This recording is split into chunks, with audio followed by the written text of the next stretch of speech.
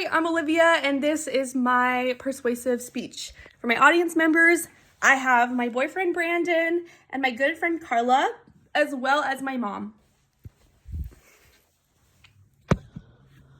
Okay.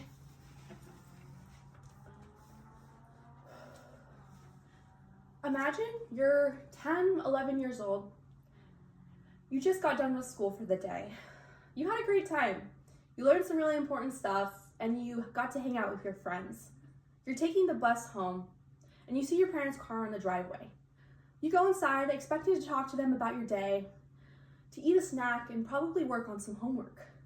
But when you go through the door, you realize your house is eerily silent. Your parents have been detained by immigration and customs enforcement. This is the reality of many children in this country. Under this new administration, plans for mass deportation of the 13 to 15 million immigrants or undocumented migrants in this country is planned. Undocumented migrants have taken the blame for unaffordable housing, inflation, and drug overdoses, as well as increased crime. In a time of increasing nativism and xenophobia, we must extend empathy towards undocumented migrants. Undocumented migrants deserve a path to citizenship and not mass deportation. In order to understand this complex issue, we must cut through the misinformation and look at the statistics. Contrast to current narratives, undocumented migrants are less likely to commit crimes than natural-born United States citizens. According to the U.S. Customs and Border Patrol, in the fiscal year of 2024, migrants caused 29 deaths, including manslaughter, such as a car accident. This goes against the idea that migrants are killing thousands of people every day. In addition, migrants are blamed for bringing in illegal fentanyl across the border. However, the Cato Institute found that from the years 2019 through 2024, 80% of fentanyl brought through the southern border was brought by U.S. citizens. Not only this, but undocumented migrants contribute to the economy. They pay billions of dollars in taxes. According to the Institute of Taxation and Economic Policy, in 2022, undocumented migrants paid a staggering $96.7 billion in taxes, funding social programs like Social Security and food stamps, things that they aren't able to take advantage of.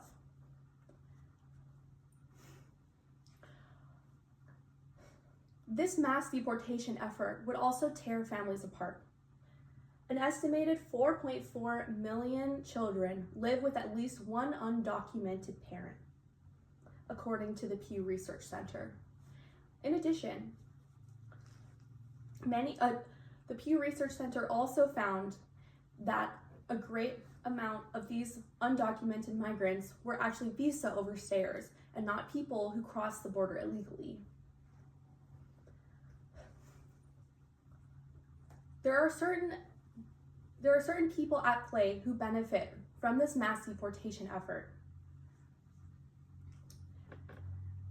The ACLU found that in 2023, 90% of the detention centers that undocumented migrants were held in were privately owned. And in this time period, profit margins for privatized detention centers have soared. In addition, corporations benefit from undocumented labor. As noted by NPR, a 2023 investigation found that the poultry companies Tyson and Purdue had 13-year-old migrant workers working overnight shifts, working in dangerous factory conditions. Undocumented migrants are unable to advocate for themselves in the workplace. They are exploited. This two-tier labor system only exists in a country that illegalizes immigration. The best way to approach this would be mass amnesty, a path to citizenship. The documentation process is long and arduous, taking months to years to get the proper documentation to become a United States citizen. It's important that we extend empathy towards migrants. They came here looking for a better life, most likely.